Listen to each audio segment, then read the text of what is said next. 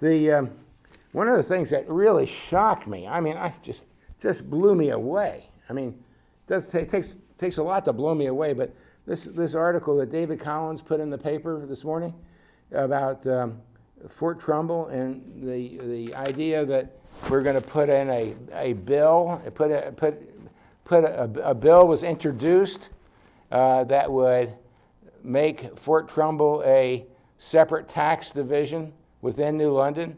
I mean, how in the world could that ever have happened with no comment, no discussion, no visibility? And then we find out that, Representative Hewitt is the one that put it in. And, he has I'll say a bit about that in a minute. And then the mayor knew about it too. The mayor knew that this was in the offing. He said he went to 3 different meetings on it. And then he thought it was a miscommunication that it already got into the legislation. And of course, the Representative Hewitt expressed some surprise that the mayor would say that. And so we really got our politicians, our representatives, doing things like that. I mean, making Fort Trumbull a separate tax division within the city of Connecticut. I mean, how in the world can you explain how that would be a good deal for New London?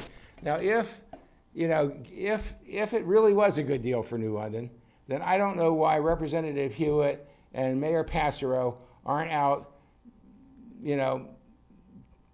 explaining it to everybody as loudly as they can and as logically as possible. I mean, the answers that were given in this article to David Collins are pitiful and look like these guys are guilty as hell of trying to sneak something past in the dark of night past the voters of New London. It's so hard to imagine that making Fort Trumbull a separate district within New London, how in the world that's a good deal for the citizens of Connecticut, the citizens of New London. It's just hard as heck to see how that works. I mean, let's go into some of the specifics on this thing. If you didn't see it, you really ought to look it up because on the face of it, it's horrifying. And so I'm hoping that the mayor and Representative Hewitt can explain why they did what they did and make it right, because it really is a credibility problem for them.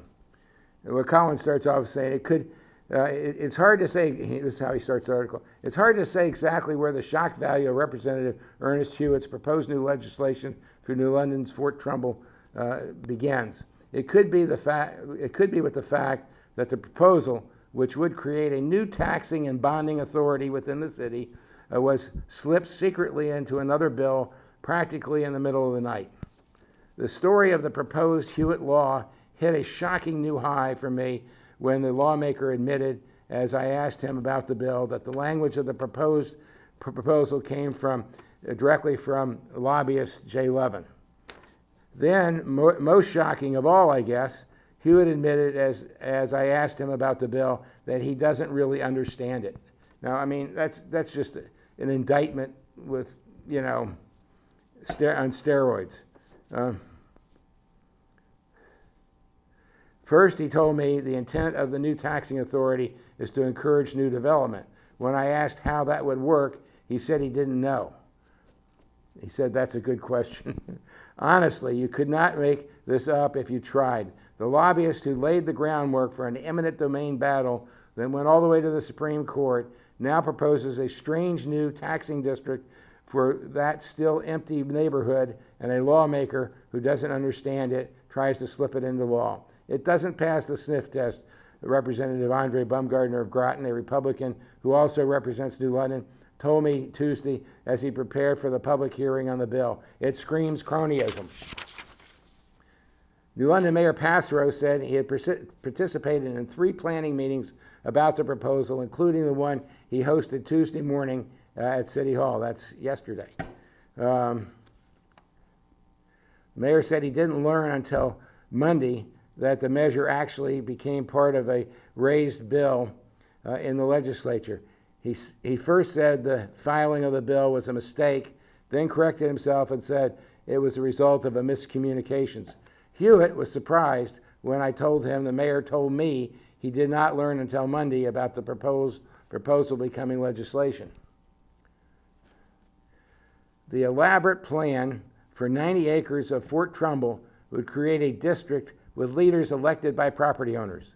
The district would have the authority to tax and impose liens on property with unpaid taxes. It also would have the authority to issue up to $190 million in tax-free bonds. The district and its revenue and property also would be exempt from the city-state taxes, according to the proposal. One can understand why officials at electric boat might have designs on expanding someday into Fort Trumbull would be alarmed. I guess the good news in all of this is that it still seems shocking that a major initiative that would create a new tax authority would pass so easily from the desk of cronies in a back room into legislation being considered by the General Assembly. I mean, it really is. It's unbelievable that something like that could happen in New London. I mean, you know, talk about transparency and talk about, you know, explaining things to people. I mean, if I was Mayor Passero or Representative Hewitt, I would make sure that I came out immediately, and I hope they do, and explain what this was all about. Who was to benefit by this? If you had Jay Levin involved in it, he's a lobbyist. Now he's saying he wasn't doing the lobbying for New London, but hey, these guys, you know, lobbyists, whether they get paid or not, are still in the business of influencing people and influence them in a direction that they believe is beneficial to somebody, usually them, but maybe to the city. I don't know. Maybe there's some kind of a good deal here, but boy, it just smacks of the worst kind of backroom dealing, and it's just really horrifying to me that it could get out like that. And it's really so hard to understand how that could benefit New London. I mean, who really benefits by making Fort Trumbull a separate taxing district? I mean, it just doesn't make sense. And not only that, but was the NLDC, the Renaissance City Development Agency, what part did they play in it? If they were going along with this, please explain how that would be a benefit to New London. Remember, the whole purpose of the NLDC was to do economic development that would benefit New London and bring more revenue into New London. Hello, caller. You're New London Republicans.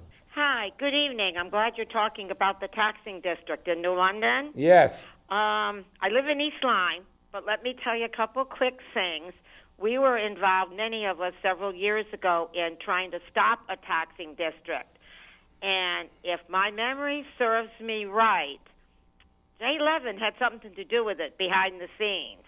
So I guess I can kind of sum that up and just say we weren't exactly on the same side. Yeah. So the fact that he's involved in this, personally, I don't think it's in the best interest of the people of the city of New London. The second thing that bothers me is when we were fighting the taxing district, it was the same kind of crap that's going on right now in your city, where everything's done behind closed doors. You don't know anything about it until, like, it's too late, because they've already done it. Yeah. Our particular piece of legislation, we tried to fight it, and we did, for a really long time. We didn't realize what the outcome was until all of a sudden a bill was passed, like at midnight, and guess what was added to that particular bill? The taxing district for East Lyme. And at that time, we went to the particular committee that was involved, got the list of legislators, contacted them all to find out why they supported it. Most of them didn't answer. Some of them that answered us lived in other areas of the state. They supported that particular piece of legislation because it was something for them. They didn't even realize anything about the taxing district. Yeah. I can't remember all the details, but something came up about one of the legislators who's on the other side of the Connecticut River. I don't even think she's in politics anymore because this was quite a while ago. Yeah. Anyway, I forgot what had happened, and I had written to her. She totally ignored us. I think I wrote a second time. She ignored us. So finally we wrote back and threatened to write a letter to the editor of the day and say, why we were concerned, what our concerns were that we wrote, and she ignored us.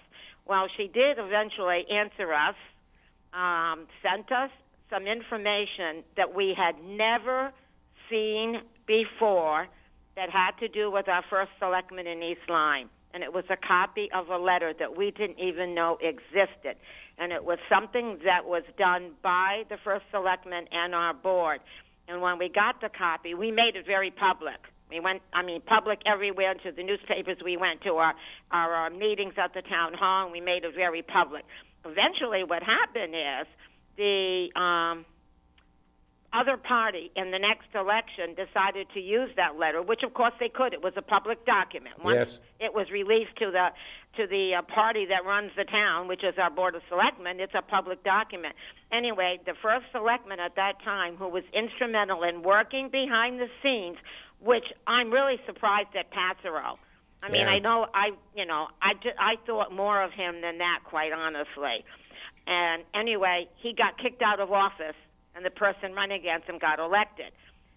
But the bill passed. Now, we never actually stopped our taxing district, but we delayed it so long that what happened is, if, again, my memory serves me right, that the developer kind of ran out of money, and he had to sell the property, and somebody else bought it, and then I think it was foreclosed.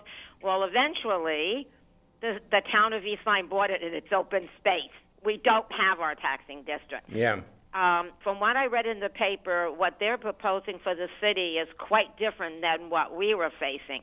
But what I'm sad about is that they did this behind closed doors. None of you knew about it. That's pretty obvious in reading the paper. Yep. I'm shocked, really and truly, at Mike Passero being involved in this, because that's not transparency, and that is not fair to you, the people of the city. You went through eminent domain.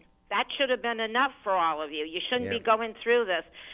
Now, as far as Jay Levin being involved, that doesn't surprise me, because that's the kind of stuff we've been up against him on other political issues, and I guess he's doing the same thing. But my warning is, yes, there was a public hearing, because somebody just called me and did some research. Nobody spoke about this bill at the public hearing. But it's been turned over to the Finance, Revenue, and Bonding, which I think the article says.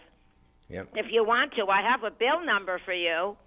If you have a pen, you can write the bill number down, because it's going to sit in Finance, Revenue, and Bonding X amount of days. What scares me is they're going to take this bill, and they're going to attach it to something else that somebody else wants. And I know we've testified at hearings in Hartford, and one legislator says to the other, well, you support me, and then I'll support you on your bill. And before you guys even blink your eyes, this bill is going to become a bill. It's going to become a law, and you're not even going to know. But the bill number is 5636. 5636. And that has to do with the taxing district, 5636. Mm-hmm. And that has to do, it's a big, long name. I didn't even try to write it down, but it's, if you look up the bill number, look up taxing district in East Lyme, this particular bill is attached to, like the day mentions, to a lot of other things. So I guess what scares me is, before any of you know what it really contains and what you can really do about it, they're going to pass it up there, and then you're going to have quite a battle. Because from what I read, I don't see this helping Fort Trumbull or the city at all. Why did they want to do it in East Lyme? It was a developer that had, he had hundreds of acres. I don't even remember how big the parcel was now, because it was several years ago. So my memory's a little rusty. He wanted to put in a big development of houses. But he wanted to have his own stores and his own dry cleaners and his own post office, and kind of be like a gated community. And it's up at this end of East Lyme, the Flanders section, but way up in the country. There's a big pond up there. To me, it was like creating another city or another town within the town. Yeah. And we didn't want to see that happen. We have Flanders and we have Niantic. Support your local people. Don't do them in by all of a sudden now you're going to have this, I'm going to call ritzy little development, and you're going to have all your own stores and everything else. So who's going to come from there and support the businesses in your town? They're just not going to do it. There were a lot of other things to do with infrastructure and what the town was supposed to do. And as I said, I can't remember a lot of it. I just know it was a really bad deal for the town of East Lyme. And we had public hearings in the town, the whole 9 yards. But again, when it passed, when that legislation passed in Hartford, it was a 12 p.m. midnight addition to another bill. And we got the copy of the bill. As I said before, there were things in that bill like sound barriers on the highway. So obviously a legislator from Essex or up in that area, if they're being bothered with complaints and traffic noise, they want this bill. It had something to do with Ridgefield and another thing with the Brownfields. Yeah. So there was a lot of other things tucked in. But they passed it, like I said, the last hour. Now that's when I read this and I was talking to somebody about this who was quite familiar with East Lyme and what we went through. He looked up a couple things on the computer and just gave me the bill number and the committee that's got it. And I don't really understand the process, but it sits there. It's been there. It sits there for so many days, and I don't know where it goes from here or how they're going to do it. But as you just said, Hartford's a mess, and they're really scared now with this whole budget thing. And I'm just thinking they're going to try to tack it on it. Somebody's going to want something, and Hewitt and the rest of them that want this, and they're going to make a deal and trade, and you guys are going to get stuck with this. Well, and I don't see it helping you. So anyway, thank you. I don't want to take any more time. Well, thank you very much. That was really enlightening, and I appreciate your call. Well, when I read it, in fact, somebody called to tell me to read it, and we read it, and I went, oh, my gosh. And like I said before, hearing Jay Levin's name, to me, since we've been involved against him on other political issues, I don't see this in the best interest of the city. And if it was, then tell me why they're doing it behind closed doors. Exactly. If it's such a good deal, then why wasn't it brought up at a city council meeting, put on the agenda where you could have all discussed it? Exactly. That's the same thing that happened in East Lyme. We didn't know anything about it. It was an executive session. And then, as I said, if that legislator didn't send me the letter, we never would have really known what was going on. We got really caught in a situation, but it turned out fine for us. So anyway, good luck. Hey, well, thank you very much, caller. You're very welcome. I'm glad you're covering this. Thanks. Okay, thank you. Bye-bye. Bye. You're welcome. Yeah, that was the caller really explained that very well, and it's still a little bit of a mystery as to why would Jay Levin and Mike Passero and Ernie Hewitt think that was a good deal for New London. I mean, like she said, if it was such a good deal for New London, why in the world wouldn't they want to explain it and take credit for it? I mean, why bury it in other legislation like they did? And it's just, it's just so egregious on this at first look. I mean, I'm hopeful that the mayor and Representative Hewitt can explain this in enough detail that people will understand what they did, why they did it, and hopefully it sounds like Ernie Hewitt's already trying to pull it out of the bill because he apparently it doesn't stand the light of day, and if it doesn't stand the light of day, then he shouldn't have done it, and he's putting himself, in jeopardy. He's got a primary. You got Chris Soto running against him, so Ernie's gonna be primarying, and I hope and pray that he's got a good story for what's happened here, and tries to make it right, so that because otherwise I think this could be a killer for him. So we'll see. And I think that Mike Passero has had everybody's wanted him to do good and succeed, and we're happy with his successful run and so forth. I mean, he's had a lot of goodwill and a lot of good support.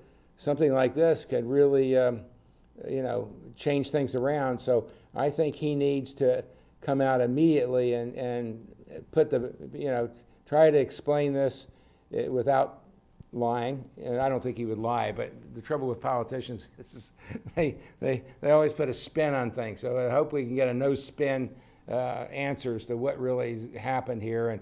And like I said, I hope Hewitt pulls this out, and it should never even see anything at the legislation level until it's been settled here in New London in a very visible and transparent way. And like I say, I'm very disappointed about the way this is being handled, and I hope these guys can make it right. Okay, another item that's again, it gets back to policy. I mean, I'm talking about the community center and the Edgerton property now. I mean, I know that the mayor wants to have a community center, and I think he wants one for all the right reasons. I think that, in his heart of hearts, I think he thinks that a community center would be good for New London. But, it comes down to the fact that, he's probably never, I don't know how much construction management or project management or business management the mayor's had. I mean, from his resume, you don't see a lot there. And this shows a lack of experience trying to push something like this community center through in the way that it's been done. I mean, and I'm surprised that some of the councilors, are going along with this. Actually, four out of the 7 have gone along with this when it's blatantly poor management, poor administration, and poor planning. I mean, just because you really want something badly doesn't mean you get it like from the genie comes out of the bottle and gives it to you. You have to have a plan. You just can't say, can you imagine going to the bank and saying, I want $350,000 for this piece of property, and I want to put a community center on it. The first thing the bank's going to say is, well, let me see your business plan. And the mayor said, well, he didn't have a business plan because he didn't have the property yet, and he can't do a business plan unless he has the property. Nobody could ever have a business if that's not the way business plans go.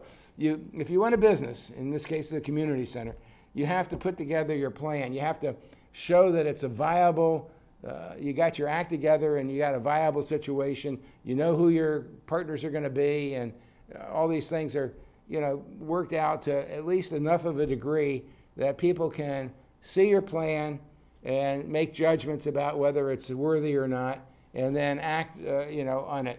And in this case, what happened is they said, well, we want $350,000 for this piece of property that we think we can put a community center on, and then once we get that property, we'll figure out how we're going to go about doing this. And that just isn't the right way to do it. That just really is that's a Bush League way to approach a professional problem. And so I hope that, and I'm surprised that, we got some counselors there that voted for this that really should know better. I mean, I'm shocked that some of these guys, I know some of them, the ones that have some experience now that went against it, you got to give them a lot of credit. You got Anthony Nolan, who went against it for all the right reasons. You got Erica Richardson who went against it for all the right reasons, and Efrain Dominguez went against it for all the right reasons. The people that went for it were like Vendetto. He's a knowledgeable guy, a manager over there at Sonalist.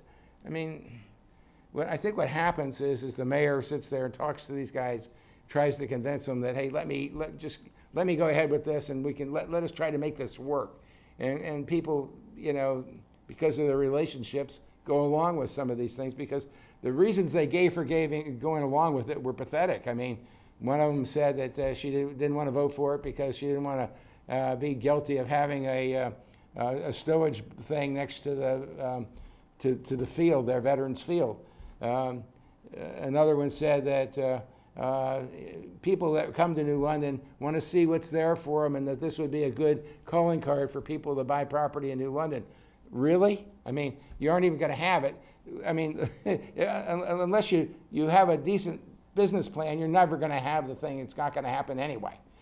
So that really wasn't what should have happened, especially with a little bit of management sense, is, hey, let's get our act together before we try to do this.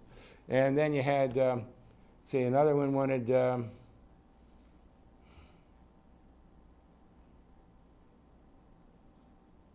I forget what the other two had for reasons for going along with it. But it really, I think most of the 4 that went along with it did it because they were trying to do the mayor a favor.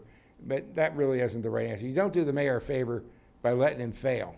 You say privately behind the scene, let's get our act together on this before we try to go forward with it. Now, it's been petitioned.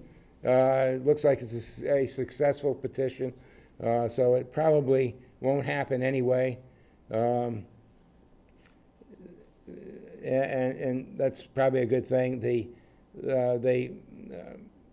tried to get the appropriation passed at one meeting where the charter requires three different meetings to go over an appropriation like that.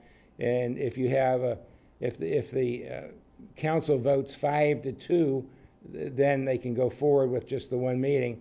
But in this case, it was a 4-3 split, so they have to have the three readings, and that also probably will put it out of reach, which is a good thing, because the mayor should stick with his plan and try to develop a decent business plan and get some partners and see if it makes sense. One of the reasons why it might not make sense is because if you go along with the YMCA, then people that are members need to pay dues. And so, the people the mayor really wanted this community center for, in some respects, especially in the location that he's talking about, was because he wanted to have it available for low-income families. Well, low-income families can't pay Y dues, and maybe a few of them can have some scholarships or something, and so some people wouldn't have to pay, but by and large, everybody would have to pay. And then some people say, well, people come from Waterford and Mystic and whatever. People aren't going to come into New London to go to something on Coleman Street, where they have to pay dues for it when they already have nice facilities in their own community. So I don't know. It looks to me like one of those things that is a nice dream. It'd be nice to have it, but I think if you want a pool, you need to probably incorporate it into the high school like we tried to do. Or the other idea is we've been able to maintain the pool at Ocean Beach, and that's a good pool. It's been maintained, unlike the high school. And the suggestion of putting one of those canvas or those balloon type buildings where you have the building is heated and is maintained with air pressure, something like that could be done relatively cheaply, and then the pool would be available, and you could use some of that real estate and some of that buildings, which the city already owns, to accomplish the goal. So we'll see. There's a lot that's going to go on in that regard, but I think not trying to go forward with it at Edgerton, on the Edgerton property, was the right answer, and I think maybe we can get a lot better answer if we keep working the problem. So we'll see how that goes.